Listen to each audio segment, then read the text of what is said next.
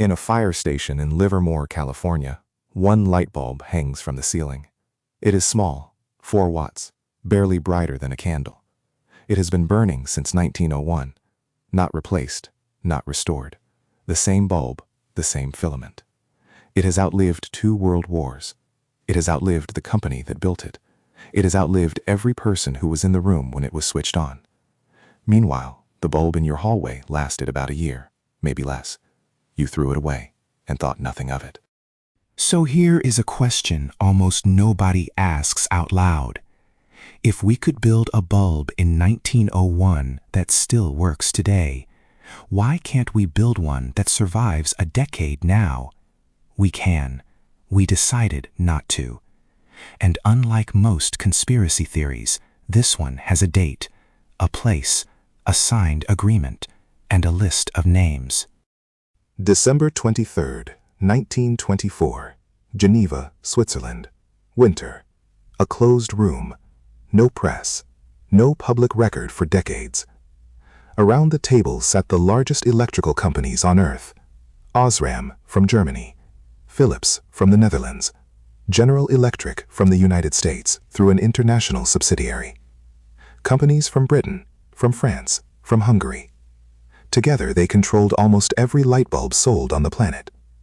They signed an agreement to divide the world into territories. Each company got its own markets. Nobody would compete with anybody. They gave themselves a name, Phoebus, after the Greek god of light. The agreement was meant to run until 1955. And the very first technical problem they solved together was this: their bulbs were lasting too long. By the 1920s, a good bulb burned for around 2,500 hours. That number was an achievement. Decades of work on filaments, on vacuum, on gas mixtures. Engineers had been racing each other to make light last. Phoebus ended the race with a single number: 1,000 hours. Not a minimum, not a guarantee, a ceiling. And ceilings need enforcement. Every member company had to send sample bulbs to a central laboratory. The lab switched them on and waited for them to die. Someone wrote down the hour of death. If your bulbs lived too long, you were fined. Not fined for defects, fined for quality. The fine scaled with how far past 1,000 hours you went. Engineers who had spent careers extending bulb life were reassigned. Their new job was to shorten it, on purpose, precisely. And they were extremely good at their jobs. By the mid-1930s, average bulb life had fallen to roughly 1,200 hours. The product got worse. The price did not. But this was only the surface, because Phoebus didn't just shorten bulbs. It proved something, and the proof outlived the cartel. A product that lasts forever is a market that ends. Every durable thing you own is a customer somebody lost. Phoebus collapsed in 1939, broken apart by the war. The idea did not collapse. It simply stopped needing a meeting. Look at a printer. Inside many of them is a chip that counts pages. Not ink, not wear, pages. At a number chosen in advance, the printer announces that it has failed. Nothing has failed. A counter reached a value. In 2017, a French organization filed a criminal complaint over this. Criminal because France had made planned obsolescence an actual crime.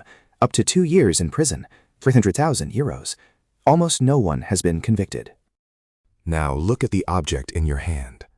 In December 2017, Apple admitted something users had suspected for years. It had been quietly slowing down older iPhones. The stated reason was aging batteries and unexpected shutdowns. The felt experience was different. Your phone became sluggish at almost exactly the moment a new one appeared. Apple settled for up to $500 million. For a company that size, that is not a punishment. That is a line in a budget, a cost of doing business, calculated in advance. And the exhaust from all of this has to go somewhere. In a single recent year, humanity produced about 62 million tons of electronic waste. Less than a quarter of it was properly collected and recycled. The rest went into ground, water, and air. Every one of those objects worked once. Most of them were still almost working when they were thrown away. But here is the part that should actually bother you. For most of your life, you blamed yourself. You thought you were careless with your things. You thought you charged it wrong, dropped it, used it too much. You watched a machine die and felt vaguely guilty. That guilt is not a side effect. It is the final component of the design. Because a product that dies on schedule needs a story for why it died, and you are the cheapest story available. Somewhere right now, in a meeting room, there is a slider. On one end, a thing that lasts. On the other, a thing that comes back. Nobody in that room thinks of themselves as a villain. They are not choosing between good and evil. They are choosing between a customer and a sale. And in a fire station in California, the bulb is still on. Nobody optimized it. Nobody held a meeting about it. It was built by people who hadn't yet been told that lasting was a mistake. You were never bad at keeping things. You just weren't told that on the other side of the object, someone had already decided when it would end.